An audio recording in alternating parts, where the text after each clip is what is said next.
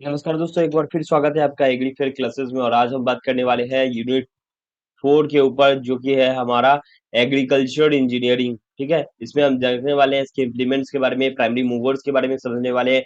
और आपको एक बात बता देना चाहता हूँ कि ये लेक्चर आपके लिए टफ साबित हो सकता है या फिर समझने में थोड़ी सी परेशानी आपको होगी। इसका मतलब ये नहीं है कि मैं आपको समझा नहीं पा रहा हूँ, कहने का मतलब ये है कि अगर आपके पास थोड़ा सा भी फिजिक्स का थोड़ा सा भी अगर नॉलेज है, तो ये आपके लिए आसानी होगी। और जाहिर सी बात है, आपने 11th-12th में फिजिक्स पढ़ा होगा, लेकिन कुछ हट के थोड़ा सा इसमें हम जानेंगे, क्योंकि इसमें हमें मशीनरी के बारे में समझना है, थोड़ा सा फिजिक्स के जो प्रिंसिपल्स वगैरह है उसके बारे में हमें समझने हैं। तो बिना किसी देरी के हम वीडियो को स्टार्ट करते हैं। बस आपसे एक रिक्वेस्ट है कि आप अगर चैनल पे नए हैं तो आपको बता दूं कि इसे आपको स्किप बिल्कुल नहीं करना है, क्योंकि हम एक एक वर्ड्स को बारीकी से समझाते हैं। और ये हमारा वन शॉट का लेक्चर है, तो वीडियो का ड्यूरेशन थोड़ा ज्यादा जरूर है, लेकिन सब कुछ हम इसमें कवर किए हैं। और मैं आपको ये बता दूं कि ये जो है वो प्रॉपर बीसीसी एग्जाम को टारगेट करके इस वीडियो को बनाया गया है, उसी के सिलेबस के अकॉर्डिंग। तो अगर आपको भी अगर डाउट है किसी भी एक टॉपिक पे, किसी भी पॉइंट पे, तो बेझिझक कमेंट करके बताएं। चलिए आगे बढ़ते हैं और समझ लेते हैं कि इस वीडियो में हम टोटली क्या क्या जानने वाले हैं। सबसे पहले हम समझेंगे टीलेज के बारे में, एग्रीकल्चर इंप्लीमेंट्स के बारे में, जो कि उपकरण होता है। और एक बात और मैं आपको बता देना चाहता हूँ कि ये वीडियो जो है वो है बाइलिंगुअल। ठीक है, बाइलिंगुअल इसलिए है क्योंकि कुछ लोग जो है हिंदी मीडियम से होते हैं, कुछ लोग इंग्लिश मीडियम से होते हैं, और थोड़ा सा समझने का फिर होता है। तो इसलिए मैं आपको बता दूं कि दोनों आपको लैंग्वेज में समझने को मिलेगा, इंग्लिश में भी मैं बताऊंगा और हिंदी में भी बताऊंगा।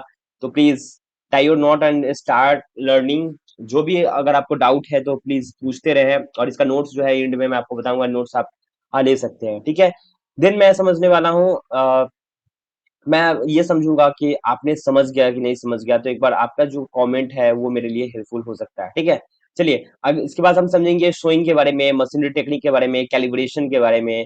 देन समझेंगे हम प्राइमरी मूवर्स के बारे में, ट्रैक्टर की ट्रांसमिशन के बारे में, आईसी इंजन के बारे में समझेंगे, हार्वेस्टिंग के टेक्निक्स के बारे में समझेंगे, और कौन कौन से इंप्लीमेंट्स यूज होते हैं इसमें उसके बारे में। तो सबसे पहले जो है वो आपको मैं समझा देता हूँ इसके टीलेज के इकोसिस्टम के बारे में। अब टीलेज होता क्या है, आसान भाषा में समझे तो ये टीलेज जो है वो मिट्टी को भुरभुरा या फिर मिट्टी को पानी एब्जॉर्ब करने की कैपेसिटी, या फिर आपके प्लांट की ग्रोथ को बढ़ाने के लिए, वीड्स को रिमूव करने के लिए जो कार्य किया गया है, उसे हम टीलेज कहते हैं। ठीक है, सिंपल शब्दों में समझे तो मिट्टी को तोड़ना को हम टीलेज कहेंगे। ठीक है, प्राइमरी समझते हैं। प्राइमरी जो प्राथमिक जुताई है उसको कैसे हम समझते हैं, देखिए। ये डीप होता है।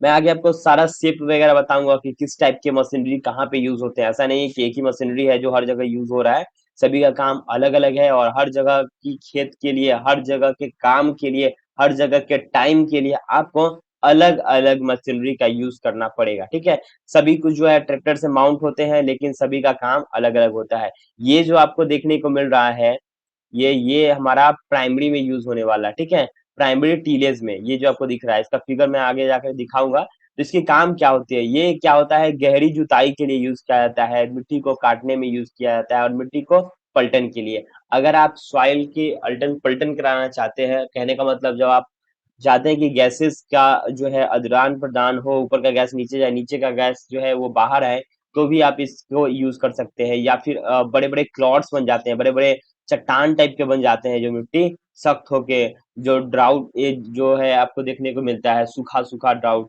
तो वहां पे ये वाले जो है वो आपको प्राइमरी टीलीएस कराने ही कराने हैं। देन उसके बाद प्राइमरी से आ जाता है सेकेंडरी, और सेकेंडरी का बहुत रोल है।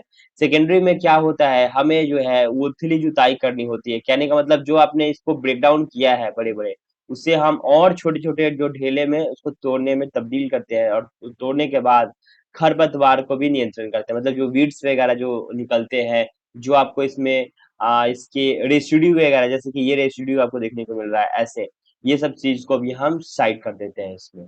ठीक है, और फिर हम बनाते हैं सीड बेड। ठीक है, शो करने से पहले हम इसको सीड बेड बनाते हैं, ये पर्पस के लिए हम सेकेंडरी जो है वो हम टीलेज करेंगे। ठीक है, दोबारा जुताई जिसको हम कहते हैं, तो इसके लिए जो है वो अलग से इम्प्लीमेंट यूज होता है, अलग से मशीनरी जो है इसमें यूज होता है।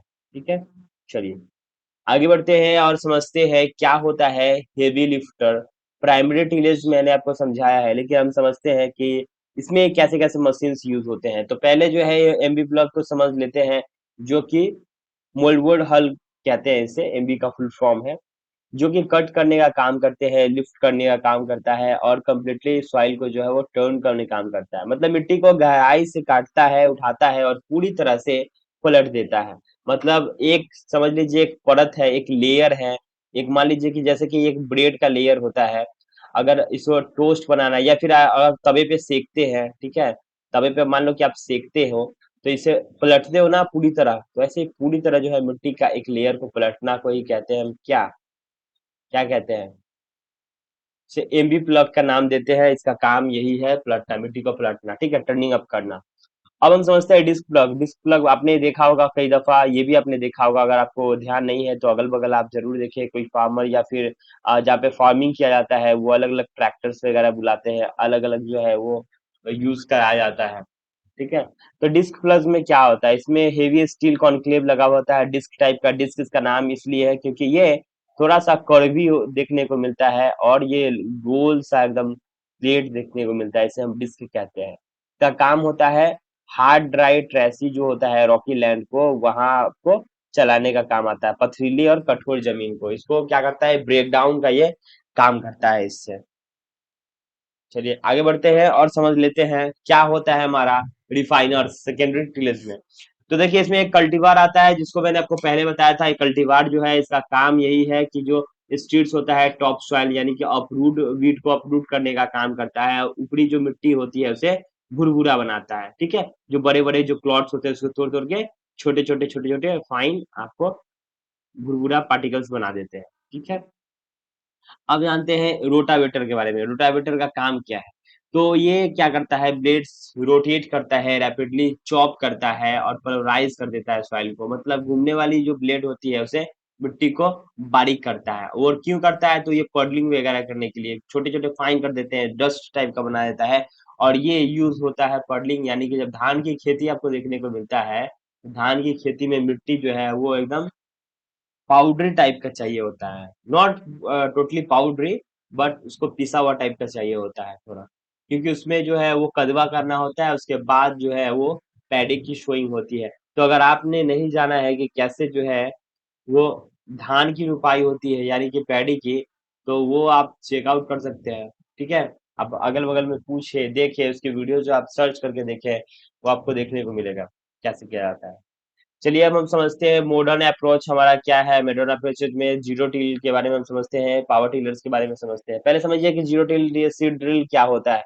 जीरो टिल सीड ड्रिल में क्या होता है ये जानना बहुत जरूरी है, क्योंकि शोइंग के बाद जो है वी डायरेक्टली पैडी स्टेबल को बचाने के लिए हम क्या करते हैं, डायरेक्ट जो है वो बिना खेत को जोते हुए सीधे हम इसमें क्या कर देते हैं, इसमें हम सीड डाल देते हैं, ठीक है। इसमें हम सीड डाल देते हैं, इसे हम जीरो टीलेज और सीड ड्रिल के नाम से भी समझते हैं। ऐसे तो जीरो टीलेज में टीलेज होता ही नहीं है, मतलब जुताई ही नहीं होता है। बस एक स्पेस देते हैं और इसमें हम सीड डाल देते हैं, ठीक है। इसमें सीड ड्रिल भी लगा हुआ होता है यहाँ पे, एक कैबिनेट की तरह होता है जिसमें सीड्स रखे हुए होते हैं। इस कैबिनेट की बात कर रहा हूँ, ये बॉक्स है एक तरीके का, इसमें फर्टिलाइजर या फिर सीड डाला जाता है। वो आपके जो व्हील है, व्हील के पास से ही ये ड्रिल करना शुरू कर देता है और इसे डालने लगता है। अब हम पावर टिलर समझते हैं। पावर टिलर का काम क्या है, तो ये देखिए ये walking type two wheeled tractor होता है। वो क्या होता है, रोटेटिंग टीलिंग का काम करता है। परफेक्ट होता है स्मॉल हैंड, स्मॉल जो है लैंड होल्डिंग जो आपका हिली टेरेन में होता है। छोटे जगह ऐसे होते हैं जाके राइस की फील्डिंग में इसको यूज किया जाता है। ये फोर व्हील ट्रैक्टर जो है, वो फोर व्हील ट्रैक्टर तो नहीं होता है, लेकिन ये दो चक्के वाली आपको देखने को मिलते हैं। ये कम जगह में चलाने के लिए इसको यूज किया जाता है, खेतों में अच्छे तरीके से मिट्टी को मिक्स करने के लिए पानी में, ठीक है। चलिए अब हम समझते हैं anatomy seed cum fertilizer drill के बारे में। अभी मैंने जो बॉक्स दिखाया है ये वही बॉक्स है जिसमें हम कंप्लीटली समझने वाले हैं इसके फ्रेमवर्क के। तो जो ये एंगल होता है, ये आयरन रेक्टेंगुलर बॉक्स आपको देखने को मिलता है, जो कि ये सपोर्ट करता है ये आयरन रॉड से इस बॉक्स को। और यहीं से जो है, यहीं से सीड्स जो है वो यहाँ के थ्रू यहाँ आपको अर्थ सरफेस पे, यहाँ जहाँ पे जुताई होती है मिट्टी में डायरेक्ट आपको देखने को मिलता है। ठीक है, तो ये इसका एक प्रिंसिपल है। सीड फर्टिलाइजर बॉक्स है जिसमें आपको ये अलग अलग क्रॉस सेक्शन में से रखे रहते हैं। ठीक, देन सीड बूट जो होता है वो ट्यूब टाइप का वाला होता है। इसका गाइड जो है वो सीड सेफली क्या करता है, फौरों में डालते जाते हैं, यहाँ से फौरो बनते जाता है और पीछे से सीड डलते जाते हैं। ठीक है, इसके ऊपर भी मैं आपको आगे बताने वाला हूँ। इसका जो है एक मात्रा होता है, एक परसेंटेज होता है, उसमें निर्धारित करता है कि पर डिस्टेंस कितना सीड चाहिए होता है। ठीक है, चलिए आगे बढ़ते हैं और समझ लेते हैं क्या होता है हमारा precision control metering units and furrow openers. ये देखिए एक तरीके का डिवाइसेस है जिसके बारे में आपको बता दे रहा हूँ, जो कि है सीड मेटरिंग डिवाइसेस, बीज की मात्रा नापने का उपकरण जिसे कहते हैं। पहला है हमारा फ्लटेड रोलर, जो कि मोस्ट कॉमन है। व्हील जो होता है इसमें स्क्वायर शाफ्ट टाइप का देखने को मिलता है। ठीक है, दूसरा है हमारा इंटरनल डबल रन, जो कि सही भी है लार्ज और स्मॉल सीड्स के लिए, बड़े और छोटे बीजों के लिए उपयुक्त है इसको छांटने के लिए। ठीक है, उसके बाद आता है एडजस्टेबल जो है ऑरिफिक, इसमें होल होता है। ठीक है, होल साइज कंट्रोल बाय ये हैंड लीवर। ठीक है, हैंड लीवर के थ्रू इसे हम कंट्रोल करते हैं, जो कि ये भी एक इसका एग्जाम्पल कह सकते हैं। उसके बाद हमारा सिग्मेट्रिक डिवाइसेस में आता है एक कप टाइप, जो कि कप प्रकार का होता है, जिसमें आपको डायरेक्ट जिसमें कप बीज उठाते हैं। ये कप जो आता है इसमें हम बीज उठाते हैं। ठीक, देन हम समझेंगे फॉरो ओपनर्स के बारे में, कैसे जो है वो फॉरो को खोलना है। पहला हमारा शू टाइप जो है वो पोअरली प्रिपेयर्ड और ट्रेश सॉइल में काम किया जाता है, मतलब खराब तैयार करने में या कचरे वाली मिट्टी में इसको हम यूज करते हैं। देन हमारे पास ऑप्शन है इसका हुए टाइप का। अब इसका काम क्या है, तो ये हुए टाइप होता है, हल्की मध्यम मिट्टी और पत्थर जड़ों को तोड़ने का काम करते हैं। ये चेसल पॉइंट है, इसमें आपको डिस्क लगे हुए होते हैं सिंगल डबल, जो कि डीप शोइंग और ट्रेसी कंडीशंस में यूज किया जाता है, मतलब कि गहरी बुआई में। देन आता है हमारा डिस्क टाइप, जो कि है हमारा चेसल, और ये जो है बहुत हार्ड होता है, और जो क्लोडी सॉइल होता है देखने को मिलता है, वहां पे इस डिस्क का यूज किया जाता है। देन आता है डबल डिस्क टाइप, जो कि है inverted T types, no till, zero till और ड्रिल, मिनिमम ड्राफ्ट, बिना जुताई जीरो टिल टिलेज के ये इसको यूज में लाते हैं। ये थोड़ा सा मोटी पतली देखने को मिलते हैं डबल डिस्क की। ठीक है, अब समझते हैं maths of sowing seed drill calibration. पहले समझिए कि कैलिब्रेशन क्या होता है। कैलिब्रेशन जो होता है एक मापक होता है, मतलब कि आसान भाषा में समझे तो आपको खुद के मशीन को ये चेक करना होता है कि वो सही बता रहा है कि नहीं बता रहा है। सिंपल शब्दों में समझे तो मान लीजिए कि एक हमारा डिजिटल तराजू है। ठीक है, डिजिटल तराजू है, और यहाँ पे आपको अंक दिखते हैं कि इतना इतना केजी। और आपको कैसे पता चलेगा, तो हम एक लेते हैं एक वेट वाला, ठीक है, वेट के डिस्क लेते हैं और इसको इस पे हम डालते हैं। मान लीजिए कि ये 5 केजी का है, तो 5 केजी यहाँ पे एग्जैक्ट होना चाहिए, अगर नहीं है तो इसको हम 5 केजी तक लाते हैं, कैलकुलेट करते हैं। देन बाकी चीजें जो है इस पे हम वेट करने लगते हैं। तो ये हमारा एक तरीके का कैलिब्रेशन है जिसमें हम ये काम करते हैं। तो यहाँ पे हम किस चीज की बात कर रहे हैं, सीड कैलिब्रेशन की। सीड कैलिब्रेशन कैसे होते हैं, तो देखिए एक फॉर्मूला है, X equal to 400 by pi D W, और ये फॉर्मूला कैसे कैसे काम करता है, तो देखिए एक्स इक्वल टू होता है revolution for 1/25 hectare, D equal to wheel diameter, W equal to working width. ठीक है, तो ये सब इसका फॉर्मूला है, इसके थ्रू जो है वो इक्वेशंस को सॉल्व किया जाता है। पहला स्टेप हमारा क्या होता है, jack up the drill and recorrected the watch and is is coating on with the drill.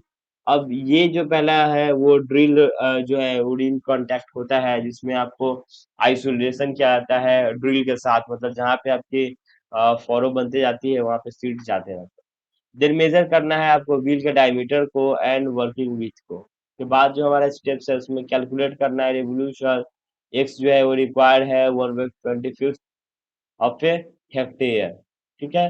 Then हमारा आएगा स्टेप थ्री। स्टेप थ्री में कैलकुलेट करना है revolution x required for 1/25 of a hectare. उसके बाद आएगा हमारा step rotate the wheel x. Then आएगा step five, weigh and collected the seeds. तो ये प्रोसेस है पूरा शोइंग का, ड्रिल कैलिब्रेशन का, ताकि कोई गड़बड़ी ना हो। ठीक है, अब समझते हैं प्राइमरी मूवर के बारे में, ट्रैक्टर के पावर फ्लो के बारे में। और ये समझने से पहले मैं आपको एक चीज समझाना चाहता हूँ, जो कि हालांकि अभी एग्जाम में इतने इजी डेफिनेशन तो नहीं आएंगे, लेकिन आपको जानने की जरूरत है। अब क्यों है आया क्या हुआ है? कि हर जगह हर एग्जाम में ये पूछा जाता है। तो क्या पूछा जाता है, किस चीज के बारे में बात कर रहा हूँ? हम बात कर रहे हैं एचपी के। एचपी हिंदुस्तान पेट्रोलियम की बात नहीं कर रहा हूँ, ये मैं बात कर रहा हूँ हॉर्स पावर की।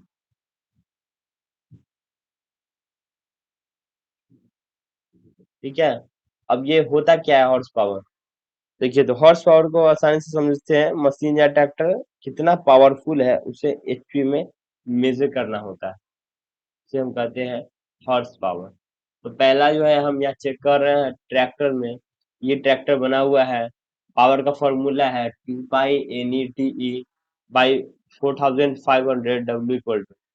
तो ये इतना का जो हम सील करते हैं, जो हमें पैसे मिलते हैं, उसके ही तो हम आगे पेमेंट करते हैं, है ना? तो इस हिसाब से हम क्या बात कर रहे हैं, हम बात कर रहे हैं ट्रैक्टर की। तो ट्रैक्टर में कैसे काम करता है, कैसे जो है वो एनर्जी डिस्ट्रीब्यूट होता है। सबसे पहले जो है हम एनर्जी के फ्लो को समझते हैं। सबसे पहले इंजन में जो है एनर्जी स्टार्ट होता है, यहाँ से क्लच से जाता है, क्लच से गियर बॉक्स तक, गियर बॉक्स से डिफरेंशियल तक, डिफरेंशियल से फाइनल ड्राइव तक, उसके बाद रियर व्हील में पहुंच जाता है। ठीक है, रियर व्हील मतलब आगे वाले जो चक्के होते हैं वहाँ। चलिए आगे बढ़ते हैं और समझ लेते हैं engaging the power clutch and gear box. क्या होता है पावर बॉक्स और गियर बॉक्स?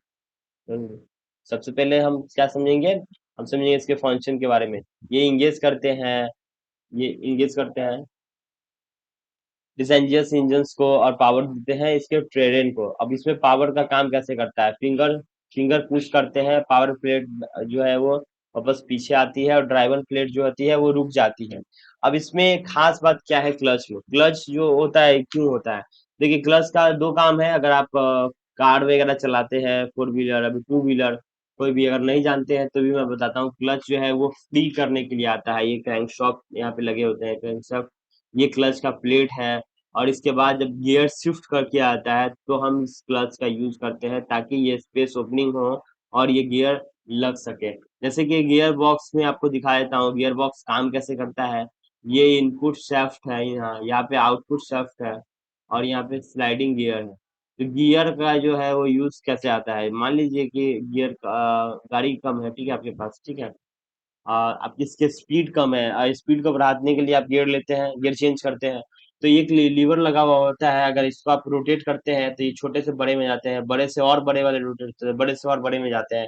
तो इस हिसाब से जो है वो गियर निर्धारित होता है, जैसे कि एक एक नंबर, दो नंबर, तीन नंबर, चार नंबर, ऐसे करके गियर होते हैं ना, रिवर्स। तो इस टाइप का आपको गियर देखने को मिलता है फोर व्हीलर में। तो ये आपको ध्यान देने की जरूरत है। ठीक है। हालांकि बस मैं ये जो भी पढ़ा रहा हूँ, जो भी बीसीसी से related जो भी पढ़ा रहा हूँ, मैं आपको बता दूं कि ये सब सिर्फ नॉलेज के लिए है। एग्जाम में उतना डीप नहीं पूछे जाते हैं। वो सिर्फ प्रिंसिपल पूछेंगे और किसका कहाँ पे काम है, का नाम बताओ। ठीक है, वो रहते हैं। तो चलिए आगे जानते हैं इसके फंक्शन को। तो फंक्शन जो है वो आपके ड्राइविंग टॉर्क को क्या करता है, हेवी लोड को पुल करता है, देन स्पीड और डायरेक्शन को बढ़ाता है। चलिए आगे बढ़ते हैं और समझ लेते हैं डिलीवरिंग टॉर्क के बारे में, समझ लेते हैं टॉर्क होता क्या है। देखिए, डिफरेंशियल के बारे में समझिए। फंक्शन कॉम्पेंसेशन, ठीक है, और function compensating mechanism, mechanism for turning transmits power at 90 degree physics. Outer wheels travels faster than the inner wheel if one wheel locks the other speed up to x। देखिए, अब ये हमारा क्या आ गया, ये हमारा एक ऑप्शन आया है डिफरेंशियल का। यहाँ पे इसकी व्हील बनी होती है दो तरीके के, जो बाहर वाले व्हील है उससे ज्यादा स्पीड जो है वो अंदर वाले व्हील जो है वो देखने को मिलते हैं। ठीक है, मतलब ये इसकी जो स्पीड है उससे ज्यादा जो है वो इसकी स्पीड देखने को मिलती है बाहर वाले। चलिए फाइनल ड्राइव समझ लेते हैं। फाइनल ड्राइव क्या है? तो function permanent gear reduction 3:5:1 ratio to achieve higher torque with less speed at the driving wheels via spur and bull gear. ये गियर के बारे में है। अगर आप फाइनल ड्राइव के बारे में जानते हैं कि फंक्शनल कैसे काम करता है, तो गियर जो है रिडक्शन करने का काम करता है एक रेशियो में। कितना गियर जो है आप यूज कर सकते हैं, हायर टॉर्क क्या होता है। तो ये थोड़ा सा मैकेनिकल डिपार्टमेंट से आ गया। अगर आप मैकेनिकल के बारे में पढ़ रहे हैं या फिर मशीनरी के बारे में आप जानते हैं तो आपको समझ में आएगा। फिर हम समझते हैं हाइड्रोलिक सिस्टम। हाइड्रोलिक सिस्टम होता क्या है? तो एक फंक्शन होता है जिसमें फ्लूइड पावर दिया जाता है, जो एक सिरिंज जैसा वर्क करता है। इसमें जो रॉड वगैरह रहते हैं उसको पुश करते हैं, और ये क्या होता है वो वापस से इसे रिवर्स करता है। उसके बीच का जो झटका है उसको बचाने के लिए हम सॉकर का यूज करते हैं। चलिए अब हम समझते हैं ऑक्सिलरी पावर और पीटीओ के बारे में। अब ये होता क्या है, सबसे पहले आपको बता देता हूँ कि ये जो है हम जो पढ़ रहे हैं वो सब एग्रीकल्चर के अंदर ही आता है। फार्म मशीनरी करके आपको बीएससी एग्रीकल्चर में देखने को मिलेगा। ठीक है, तो ये मत सोचिए कि अभी सिर्फ अभी तक आप पढ़ रहे हैं, अभी आपको बाद में भी पढ़ना है कि क्या होता है। सबसे पहले पावर टेक ऑफ पीटीओ की बात कर लेते हैं, जिसमें स्टैंडर्ड्स जो है वो स्पिंड होते हैं, शाफ्ट जो है वो रियर और रोटरी होता है, और मशीन जो है वो मूवर थ्रेसिंग का काम करता है। कैसे काम करता है? तो ऑक्सिलरी पावर जो होता है हमारा, मशीन के एक्स्ट्रा सिस्टम चलाने वाली पावर ऑक्सिलरी पावर कहलाता है। जैसे कि ट्रैक्टर की lights, water pump, hydraulic system. PTO means please turn over नहीं, का मतलब होता है, क्या मतलब होता है, ट्रैक्टर से मशीन तक पावर भेजने वाला शाफ्ट को हम पीटीओ बोलते हैं। ठीक है, इसका फुल फॉर्म मैंने आपको बताया, जो कि मैं लिख देता हूँ। Power take off. ओके, अब तो आपको समझ में आ गया होगा। चलिए अब इसके बिल्ट पुल्ली के बारे में समझ लेते हैं, इसमें काम कैसे करता है। पहले आपको पावर टेक ऑफ के बारे में समझा दे रहा हूँ। इसमें सिलेंडर जो होता है स्पिंड होता है, शाफ्ट के द्वारा जुड़ा होता है, जो कि रियर रोटरी से कनेक्ट होता है। मतलब ये जो आपको कनेक्शन देखने को मिलता है ये एक शाफ्ट से कनेक्ट होता है, और यहाँ से जो है वो मूवमेंट चालू होती है, और यहीं से जो है वो काम करता है। ठीक है, इसमें कंटिन्यूअस क्या होता है, ऑपरेट होते जाता है। मास्टर क्लच उसमें लगे होते हैं, इंडिपेंडेंट सेपरेट क्लच लगे होते हैं, जो कि एक ट्रैक्टर से ज्यादा होता है। ये 1000 आरपीएम और 21 स्पीड इसमें यूज हो रहे हैं, यानी कि 540 आरपीएम जो है वो 6 स्प्लिंस से जो है 6 स्प्लिंस जो है इसमें यूज का देखने को आपको मिलता है। ठीक है, हम यहाँ पे अभी क्या समझ रहे थे, ऑक्सिलरी पावर। ऑक्सिलरी पावर क्या होता है? तो ऑक्सिलरी पावर आपको मैंने अभी बता दिया है। अगर आपको नहीं समझ में आ रहा है तो भी मैं आपको बता देता हूँ कि जो हम अभी बात कर रहे हैं ऑक्सिलरी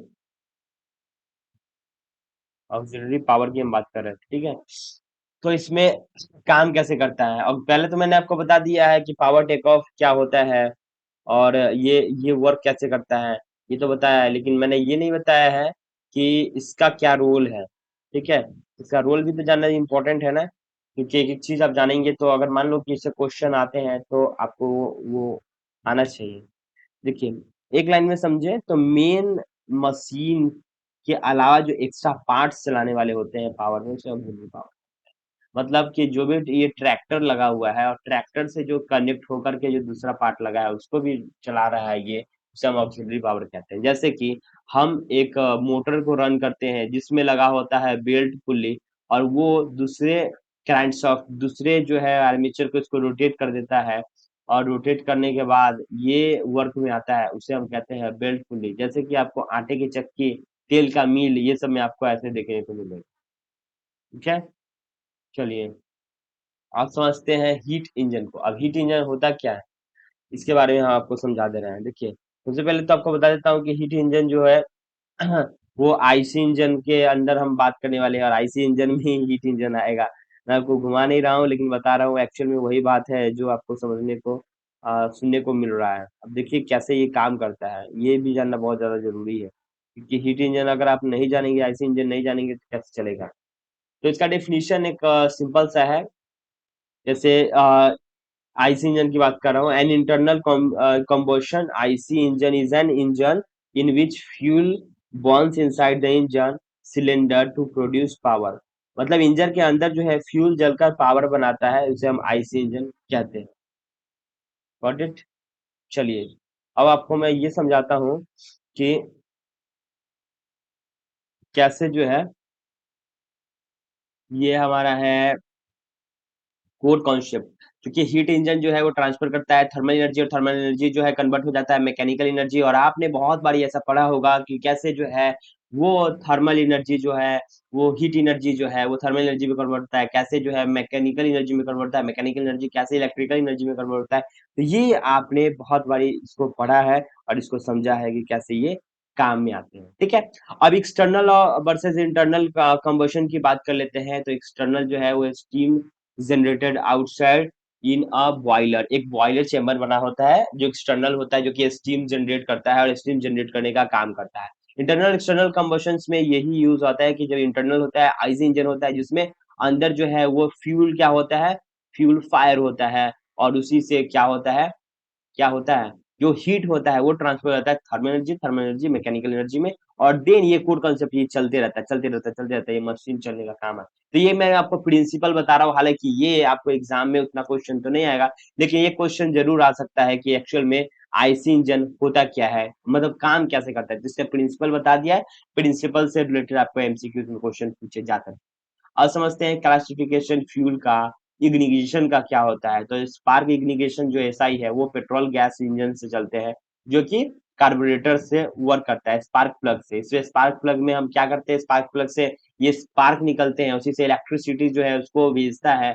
और एक ये हाई वोल्टेज में होता है, हाई वॉल्यूम में, कांस्टेंट वॉल्यूम जिसको चाहिए होता है कंबशन को जलाने के लिए, देन ये वर्क करते हैं। और ये आपको कहाँ देखने को मिलता है, ये स्पार्क प्लग जो है वो आपको देखने को मिलता है बाइक में। ठीक है, जो पेट्रोल वाले जो इंजन वगैरह दिखते हैं वहां पे स्पार्क प्लग आपको देखने को मिलेगा। और वही कंप्रेशन जो है इग्निशन आपको देखने को मिलेगा डीजल इंजन में। डीजल इंजन कहाँ देखने को मिलता है, तो आप देखने को मिलेगा आपको कार में, आपको देखने को मिलेगा बस में, आपको देखने को मिलेगा ट्रक वगैरह में। ठीक है, ये सब चीजों में आपको डीजल इंजन देखने को मिलेगा, ट्रैक्टर्स वगैरह में आपको देखने को मिलता है।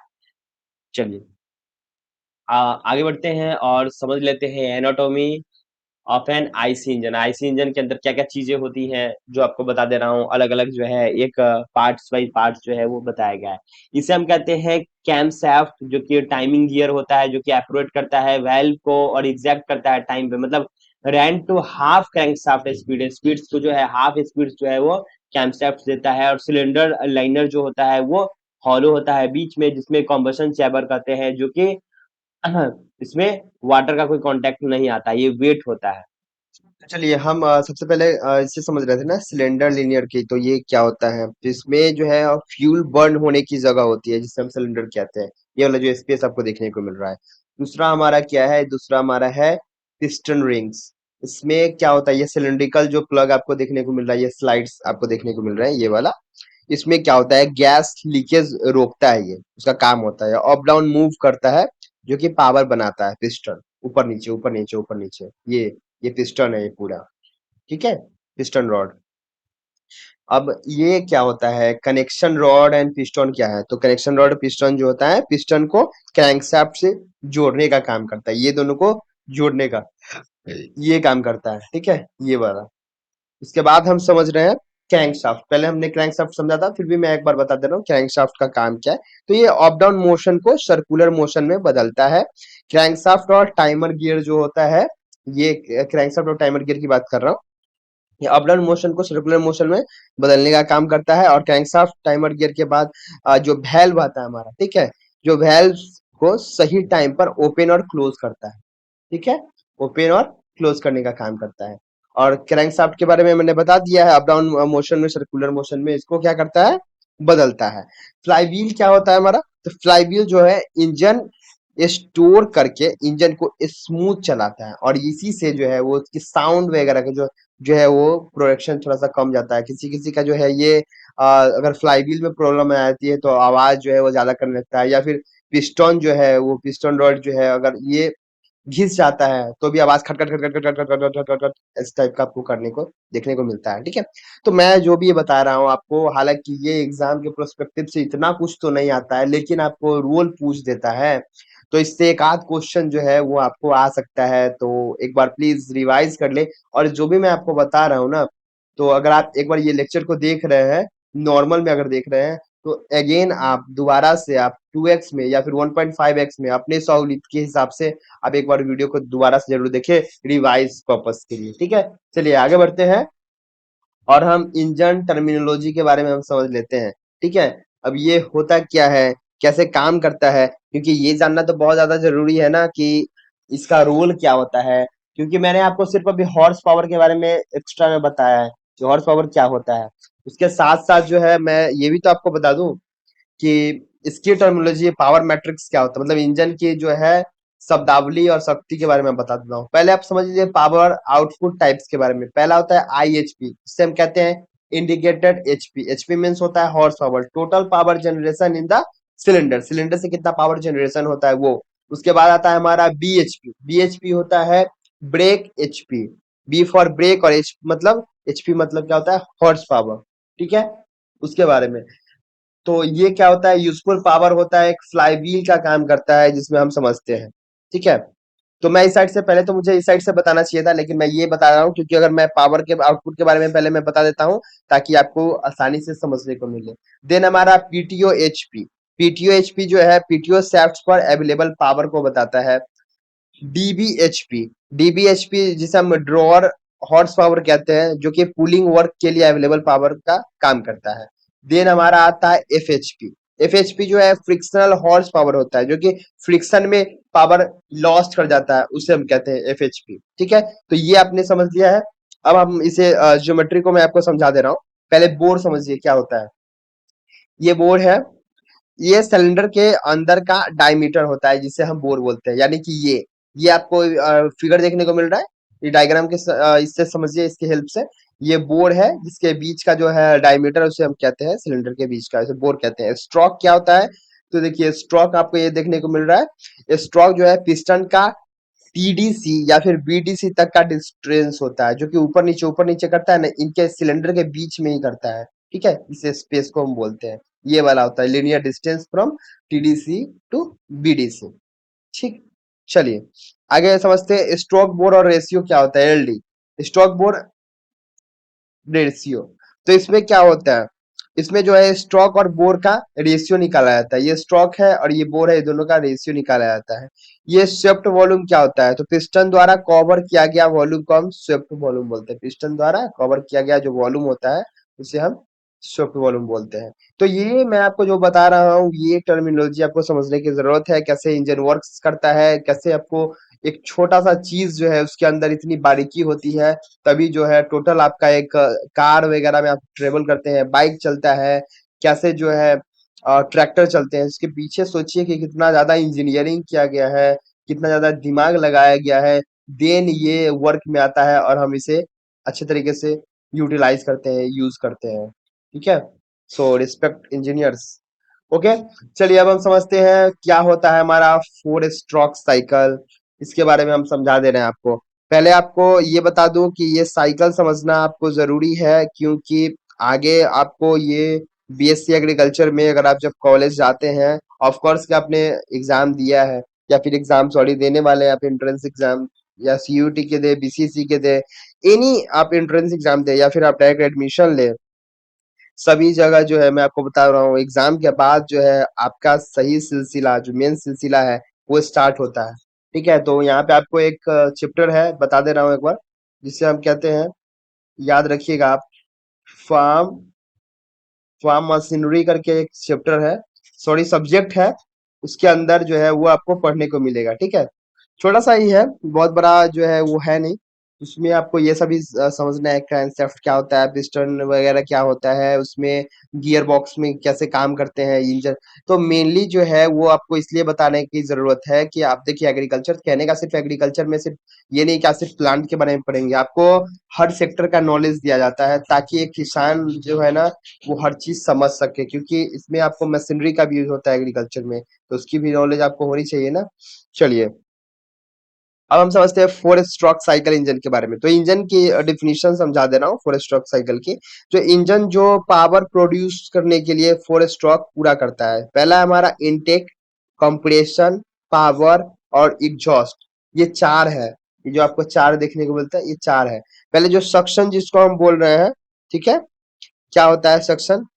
सक्शन जो है पिस्टन मूव करता है डाउन की तरह, ठीक है। इनलेट वाल्व जो होता है उससे ओपन होता है, एयर डीजल की तरफ जाता है और एयर फ्यूल होकर के मिक्सर होके पेट्रोल जो है वो डाउन करता है। तो ये पिस्टन नीचे जाता है और इनलेट जो है, मैंने आपको क्या होता है, इनलेट वाल्व खुलता है, हवा डीजल या फिर हवा ईंधन मिश्रित होता है, पेट्रोल अंदर खींचा जाता है, ठीक है। ये इसका प्रोसेस है। देन मतलब कहने का मतलब सक्शन में अगर पेट्रोल इंजन है तो पेट्रोल खींचता है, डीजल है तो डीजल खींचता है, ठीक है। तो ये मत सोचिए कि दोनों कैसे खींच लेगा, क्योंकि अगर जिसमें हम पेट्रोल लेंगे पेट्रोल ही खींचेगा ना, ऑब्वियसली। मैं बात कर रहा हूँ अलग अलग इंजन की। अब हम समझते हैं कॉम्प्रेशन। कॉम्प्रेशन होता क्या है? कंप्रेशन आपने कभी चीजों का समझा है कैसे कॉम्प्रेस करते हैं? नहीं समझा है, चलिए समझाता हूँ। इसमें पिस्टन जो है मूव करता है अपवर्ड की तरफ, वेल्व जो होते हैं वो क्लोज हो जाते हैं, चार जो होते हैं वो हेवली कॉम्प्रेस्ड होते हैं। और इसका ये जैसे ये खुला था इसमें, ठीक है। इसमें स्ट्रोक, इसमें जब जैसे ही गया था तो इधर का क्लोज हो गया था, इसमें कंप्रेशंस में यहाँ पे लॉक हो जाते हैं। और देन थर्ड में आपका पावर आता है, फ्यूल इनसाइड, जिसमें एक्सपेंडिंग होता है हाई प्रेशर, क्योंकि जब इसमें तेल गया, इसको वो नीचे से ऊपर की तरफ फोर्स किया तो पावर ज्यादा बढ़ा, पावर बढ़ा तो क्या हो गया, पावर बढ़ा तो यहाँ फायर हुआ, फायर हुआ फ्यूल, इसके बाद क्या हुआ, हाई प्रेशर इसमें गैस लगा और पिस्टन डाउनवर्ड की तरफ गया, स्ट्रोक जो है वर्किंग में है। तो इसमें क्या होगा, एग्जॉस्ट होगा, और जो एग्जॉस्ट होगा वो साइड से निकलेगा, और इसी को हम क्या कहते हैं, ये साइलेंसर के थ्रू ये एग्जॉस्ट निकलता है धुआं। अगर ये इसी को हम एग्जॉस्ट को बंद रखेंगे, जब एग्जॉस्ट बाहर नहीं निकलेगा तो इंजन फटने की चांसेस होती है, या फिर गाड़ी ही नहीं चलता है, बंद हो जाता है, ठीक है। तो ये जो है ये प्रिंसिपल है जो मैंने आपको बताया, इस तरीके से इसे रोटेट होता है ये पिस्टन, और ये ऊपर नीचे जाता है, ठीक है। ये रॉड जब ऊपर नीचे जाता है तो ये पहले इसमें जाता है पेट्रोल, उसके बाद ये प्रेशर बढ़ाता है, प्रेशर बढ़ाने के बाद ये जो इस पावर बढ़ते हैं, पावर से ये क्या होता है, एग्जॉस्ट होता है। तो ये आप समझ गए फुल स्ट्रोक साइकिल को। अब हम समझेंगे टू वे स्ट्रोक साइकिल को। अब टू वे स्ट्रोक साइकिल में जो है इसका डिफिनेशन बताऊं, इंजन जो पावर प्रोड्यूस करते हैं, ठीक है, करने के लिए सिर्फ दो स्ट्रोक यूज करते हैं, पहला है कंप्रेशन इनटेक और दूसरा है पावर प्लस एग्जॉस्ट, दो ही में। तो सबसे पहले जो है वो अपवर्ड स्ट्रोक की तरफ हम बात करते हैं, सक्शन एंड कंप्रेशन की। तो इसमें भी सेम यहाँ पे स्पार्क प्लग लगा हुआ है, जो कि आपको बाइक में देखने को मिलेगा। अगर आपको नहीं पता है तो एक बार जरूर चेकआउट करें, राइट साइड या लेफ्ट साइड आपको इंजन में देखने को मिलेगा, किसी किसी में दो दो स्पार्क प्लग होते हैं। जो जो अभी के जो बाइक्स आ रहे हैं ना उसमें दो दो स्पार्क प्लग आपको देखने को मिलेगा, ठीक है। पिस्टन जो होते हैं वो, ये आपको पिस्टन के बारे में मैंने बताया, ये सक्शन पोर्ट होता है, ट्रांसपोर्ट पोर्ट होता है, जो कि राउंड होता है और इससे प्रेशर्स बनते हैं। प्रेशर्स होने के बाद जो है वो दोनों साइड में एनर्जी इसके बढ़ते हैं, और बढ़ने के बाद जो है यहाँ पे एग्जॉस्ट के लिए स्पेस बना है, वो एग्जॉस्ट हो जाते हैं। तो ये जो है टू स्ट्रोक पावर है। ये फ्यूल बर्न करता है, फ्यूल बर्न करने के बाद जो है वो क्या होता है, पिस्टन डाउनग्रेड की तरफ जाता है और यहाँ से एग्जॉस्ट होती है, और ऐसे ये काम करता है। तो ये काम करने का अलग अलग तरीका है। पहले फोर स्ट्रोक के बारे में समझा, अभी टू स्ट्रोक साइकिल के बारे में समझा दिया। अब हम समझेंगे एक चीज कि अभी तक जो भी मैंने आपको पढ़ाया है वो उसके नोट्स आपको कहाँ मिलेंगे। तो नोट्स आपको मिलेंगे हमारे वेबसाइट एग्रीफर.in पे जाए, वहाँ पे विजिट करें, वहाँ पे आपको नोट्स देखने को मिलेंगे, एग्रीकल्चर के बुक्स देखने को मिलेंगे, जो कि आपको बीएससी एग्रीकल्चर जो है उसके बुक्स देखने को मिलेंगे, वो भी फ्री में। तो वहाँ पे चेकआउट कर सकते हैं। और यहाँ पे आने का मतलब ये है कि मैं आपको समझाने के लिए आया हूँ कि यहाँ पे आपको एक चीज खास मिलने वाली है, जो कि आपको करना ही करना है। जी हाँ, मैं बात कर रहा हूँ क्विज की, जिसको आपको अटेम्प्ट करना है इस लेक्चर के बाद। देन वहाँ पे एक और चीज देखने को मिलेगा, ए टू जेड आपको डिक्शनरी देखने को मिलेगा, उसे भी चेकआउट करें, क्योंकि एग्रीकल्चर के हर एक शब्द के बारे में हमने वहाँ बताया जो इम्पोर्टेंट है, विद द एक्सप्लेनेशन। ओके, चलिए आगे बढ़ते हैं और समझते हैं इंजीनियरिंग बैटल मैट्रिक्स के बारे में। जो भी अब मैंने आपको भी समझाया है, एक बार हम रिपीट करेंगे। Four stroke versus two stroke में क्या डिफरेंसेस है? तो फोर स्ट्रोक में जो है एक पर टू रिवर्स होता है और टू स्ट्रोक में एक पर एक रिवर्स होता है, ठीक है, अलग अलग नहीं होते हैं। डिजाइन जो होता है इसमें हेवी होता है, हेवी वेल्व होता है, इसमें लाइट विथ पोर्ट्स देखने को मिलते हैं। इफिशियंसी जो है हाई थर्मल इफिशियंसी, लो फ्यूल कॉस्ट होता है, और इसमें lower efficiency with running cost ज्यादा होता है, क्योंकि पेट्रोल के रेट हमेशा आपको ज्यादा ही देखने को मिलता है, ठीक है। इस हिसाब से इंजन डिजाइन किया गया है, इसमें हाई स्पीड्स के लिए ऐसा बनाया गया है, इंस्टेंट पिकअप के लिए। डीजल की बात कर लेते हैं वर्सेस पेट्रोल की। तो डीजल में जो है आपको सिर्फ एयर चाहिए होता है, पेट्रोल में एयर प्लस फ्यूल मिक्सर आपको चाहिए होता है। इग्निशन की बात कर लेते हैं, तो आपको डीजल में हीट ऑफ हाई कम्बशन चाहिए होता है 40:1 रेशियो में, और 22:1 रेशियो में। रेशियो जो है 500 डिग्री सेल्सियस के आसपास होता है। वही इलेक्ट्रिक स्पार्क प्लग की बात कर ले, जिसमें 5:1 और 8:1 रेशियो में देखने को मिलता है। और स्पार्क प्लग पेट्रोल, मतलब जो बाइक चलते हैं, आपको पता होगा बाइक डीजल से नहीं चलते हैं, वो पेट्रोल से चलते हैं। और बाइक में लगा हुआ होता है हमारा स्पार्क प्लग, ठीक है। ये भूलिएगा नहीं, हमेशा ध्यान रखिएगा, ठीक है। फ्यूल सिस्टम की बात कर रहे हैं, इसमें इंजेक्टर पंप लगा हुआ होता है और इसमें कार्बोरेटर लगा होता है। कार्बोरेटर जो है वो कार्बोरेटर एयर इस पे पास करता है, ठीक है। इफिशियंसी की बात कर लेते हैं, तो यहाँ अगर कार्बोरेटर में कचरा बन जाता है तो गाड़ी आपका स्टार्ट नहीं होगा, ध्यान रखिए। लाइफ सेविंग है, ये सिर्फ पढ़ाई के लिए नहीं है। ये जब आपका बाइक खराब हो जाए ना, तो आप इसका अंदाजा लगा सकते हैं, इसको ठीक करा सकते हैं, तो आपके पैसे लूटे नहीं जाएंगे। और आप खुद से भी ठीक कर सकते हैं अगर आपको बाइक खोलना वोलना आता है तो, ठीक है। मैं कर लेता हूँ, आपका नहीं पता। इफिशियंसी की बात कर रहा हूँ, 32 to 38% जो है डीजल में आपको देखने को मिलता है इफिशियंसी, और वही पेट्रोल की बात कर रहे थे 25 to 32% इफिशियंसी देखने को मिलता है, ठीक है। चलिए अब समझते हैं इंजन मेंटेनेंस के बारे में, क्योंकि मेंटेनेंस जरूरी है। हर मशीन की मेंटेनेंस होती है, इंसान की मेंटेनेंस तो होती ही है। चाहे वो मेकअप लगा के मेंटेनेंस करो, चाहे आप सप्लीमेंट लेकर के मेंटेन करो, खाना खा के मेंटेन करो, वैसे ही इंजन की मेंटेनेंस बहुत जरूरी है। ट्रबल शूटिंग आपको इसमें देखने को मिलता है, मतलब जो है आपको रख रखाव की जरूरत होती है। डेली मेंटेनेंस क्या है? आपको इंजन ऑयल का लेवल चेक करना है, ड्रेन वाटर को आपको रिमूव करना है, ये ब्रेक टैंक्स वगैरह में जो लगे होते हैं, जो पानी जमे होते हैं, उसको इंस्पेक्ट करना है आपको, लीकेज का, ठीक है। 100 आवर्स मेंटेनेंस, आपको 100 घंटे के बाद आपको चेक करना है। चेक करना है कूलिंग फैन बेल्ट की टेंशन को सही चल रहा है कि नहीं। आपको क्लीन कर देना है रेडिएटर को, ग्रीस की स्टीयरिंग सस्पेंशन जॉइंट्स वगैरह में ग्रीस डालना है ताकि स्मूथ चले। ये सब ट्रैक्टर के लिए बता रहा हूँ अभी भाई, ठीक है। बाइक का मत सोचना। अभी अभी मैं एग्रीकल्चर की बात कर रहा हूँ, तो ऑब्वियसली मैं इसकी बात कर रहा हूँ, वो बस डिफरेंस बताने के लिए था, ठीक है। 250 to 500 आवर्स की मेंटेनेंस की जरूरत होती है 500 घंटे के बाद, जो कि ड्रेन और रिप्लेस करता है इंजन ऑयल को। और रिप्लेस करना है आपको ऑयल फिल्टर को, फ्यूल फिल्टर को, और क्रूशियल प्रोटेक्ट करना है इंजेक्टर से। अगर कहीं मान लो कहीं कचरा है, ग्रीसिंग खराब हो गई है, तेल खराब हो गया है, उसको चेंज कीजिए। अगर नहीं चेंज कीजिएगा तो इंजन आपका बैठ जाएगा, और इसमें ज्यादा यूज होते हैं इन चीजों का, तो ध्यान रखिए, क्योंकि इसमें हेवी लोड होता है, ठीक है। अब समझते हैं farm to field to granary कैसे काम करता है, कैसे हार्वेस्टिंग मशीनरी जो है वो काम करते हैं। हार्वेस्टर की बात कर रहा हूँ, थ्रेशर की बात कर रहा हूँ। हार्वेस्टिंग जो कंबाइंड मोवर देखने को मिलता है आपको, जो कि कट करता है और साथ में थ्रेसिंग करता है। हार्वेस्टर कंबाइन की बात कर रहा हूँ, कंबाइन हार्वेस्टर भी लोग कहते हैं इसको। ये कट कर देता है, थ्रेसेस कर देता है, और क्लीनिंग करने का भी काम करता है। वो एक ही साथ सब काम होता है। मोअर प्रिंसिपल काम करते हैं कटर करने का, मतलब काटने का। ट्रायंगुलर मोवर होते हैं, तो ये काटने के बाद छोटे छोटे ट्रायंगुलर शेप में इसके नाइफ्स लगे हुए होते हैं, और ये काट काट के इसके प्लेट्स को जमा करता है। उसके बाद जो है स्नीविंग एक्शन होता है, देन जो है वो क्या करता है, ये इसको कलेक्ट करके जो ग्रास सीड्स होते हैं उसको कलेक्ट करके स्वैप कर देता है रबर बैट्स पे। और उसके बाद जो है वो इससे डिगर से वी शेप से क्या करता है, ब्लेड्स उसको लिफ्ट अप कर देता है, रूट क्रॉप्स को, पोटैटोज जैसा, और ग्राउंडनट्स वगैरह, और इसको वापस से क्या करता है, ऊपर की तरफ ले आता है। तो निकालने में बहुत ज्यादा आसानी होती है। तो ये तीनों का अलग अलग काम है। इसको मैंने बताया कटिंग करने के बाद क्या काम होता है, इसको बेल्ट से चलाने का काम होता है।